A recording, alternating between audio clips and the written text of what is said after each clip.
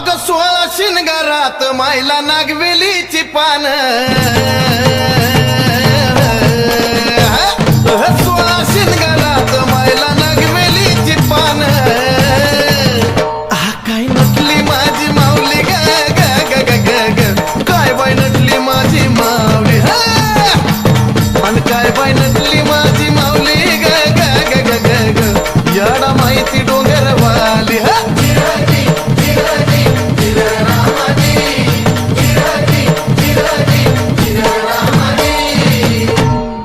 शिवन शक्ती एक होऊन ज्योती प्रगट झाली